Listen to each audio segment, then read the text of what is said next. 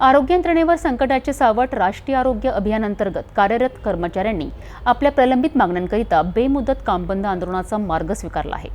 या आंदोलनाचा आज 8वा दिवस असूनही तोडग्याचा कोणताही किरण दिसत नाही। या आंदोलनामुळे राज्यातील आरोग्य सेवा कोलमडून पडल्या आहेत। राष्ट्रीय आरोग्य अभियानांतर्गत राज्यभरात हजारो कर्मचारी कार्यरत आहेत। या कर्मचाऱ्यांनी 1.5 वर्षांपासून आपल्या मागण्यांकडे सरकारने दुर्लक्ष केल्याचा आरोप केला आहे। राज्य सरकारने 14 मार्च 2024 रोजी या कर्मचाऱ्यांच्या नियमित समायोजनाचा निर्णय घेतला होता। मात्र या निर्णयाची अंमलबजावणी अद्याप झालेली नाही। यामुळे कर्मचाऱ्यांमध्ये संताप उसळला असून त्यांनी बेमुदत कामबंद आंदोलन सुरू केले आहे।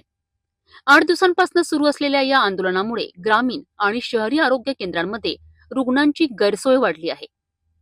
उपचारासाठी आलेले रुग्ण परत जात आहेत।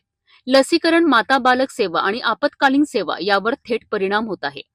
आरोग्य यंत्रणा ठप्प झाल्याने नागरिक त्रस्त झाले आहेत।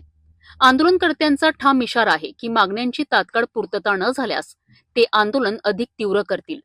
सरकारकडून अद्याप कोणतीही ठोस भूमिका न घेतल्याने परिस्थिती गंभीर होत चालली आहे। सरकारने आम्हाला मागच्या वर्षी एक GR दिला होता।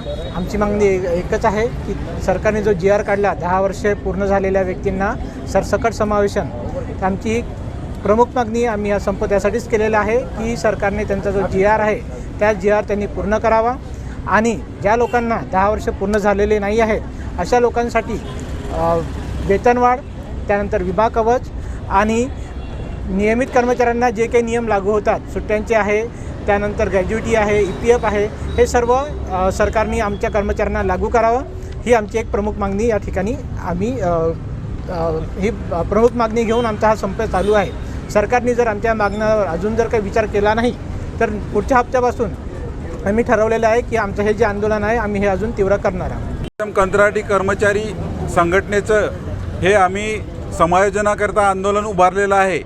यामध्ये पूर्ण महाराष्ट्रातून जवळपास 32 ते 35 हजार कर्मचारी आहेत। याच्यामध्ये 10 वर्ष पूर्ण झालेले 13,000 कर्मचारी आहेत।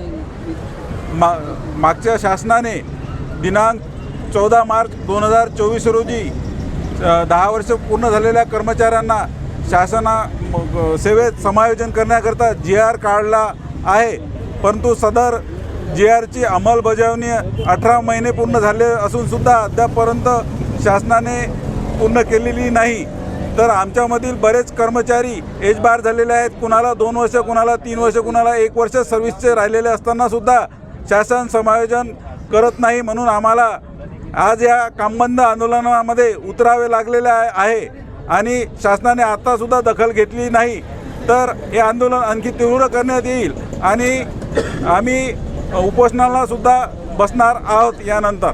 आरोग्य सेवा ही लोकांच्या जीवनाशी थेट निगडीत आहे। त्यामुळे कर्मचाऱ्यांच्या मागण्या मान्य करण्याकरिता आणि जनतेच्या आरोग्याचे रक्षण करण्याकरिता सरकारने तात्काळ सकारात्मक भूमिका घेणे आवश्यक आहे। आता पाहावे लागेल की सरकार आणि कर्मचारी यांच्यात तोडगा कधी आणि कसा निघतो।